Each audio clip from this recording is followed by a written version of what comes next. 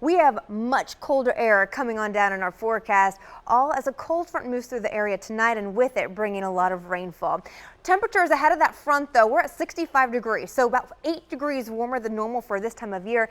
Temperatures are going to fall dramatically for us tomorrow. Here's the radar. You can see the strong band of storms, right? The heavy shading in red there. That is quickly moving its way to the east at about 30 to 40 miles per hour. This is what the futurecast looks like in 1 hour. It looks like some of that heavier rainfall beginning to knock on the door of Elkton all the way out over toward Edgewood, whereas the moderate shading in yellow now beginning out over towards, say, Towson and Baltimore once we get closer to the 7:30 time frame, and out over toward Eldersburg, dealing with the drying air coming down. The main threat with these storms will be some gusty winds, close to 60-mile-per-hour gusts, and as a result, that's why there is a severe thunderstorm warning that is up until 8 o'clock into the evening hours. The wind right now ahead of that front, though, you can see in Essex 22-mile-per-hour sustained winds out towards Stevensville 19. Back behind it, though, Westminster dealing with a 30-mile-per-hour sustained wind. So even though this front moves through with the rain and the heavy wind, we continue to watch the wind pull in much cooler air for us tomorrow.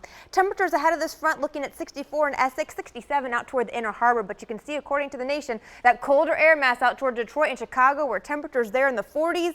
That will be us in a few days as that cold front decides to move on through. We have another front as well as in our forecast later on into the work week. So the first one tomorrow, we'll notice temperatures falling, I'd say closer to seasonal. That puts us in the mid-50s, but with the wind factored in, it feels closer like the 40s, the breeze about 10 to 15 miles per hour. Now we get to Tuesday. Here's that second front. The wind increases even more, now sustained up to 20 miles per hour, occasionally gusting to 30. That's going to drop our temperatures another 5 degrees, but feeling closer like the mid-40s then. Here's the proof in your hour-by-hour wind chill forecast. Monday by 1 o'clock, only feeling like 45 degrees. Look out over toward Chestertown, feeling like 50.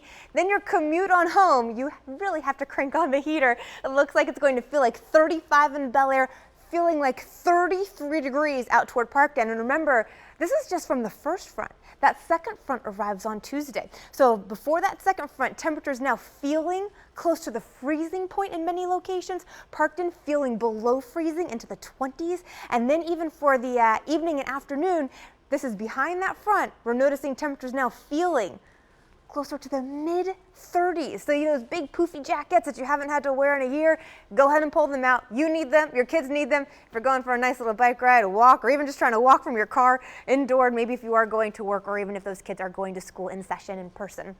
Here is Hurricane Iota. This one a Category 1 storm getting close out over toward Honduras. In fact, anticipated to become a Category 4 storm by the time they get to Monday, bringing rain 8 to 16 inches, isolated amounts up to 30 inches with a storm surge of 10 to 15 feet. So that is horrible news for Central America. Back here at home, though, we look to be fairly gusty. Tuesday, we continue with the winds, temperatures then around 51. Look what happens Wednesday when we get that colder shot of air from that second front. High only 45 degrees. Mallory? Thank you, Sabrina. In less than an hour, 4 astronauts are set to take off aboard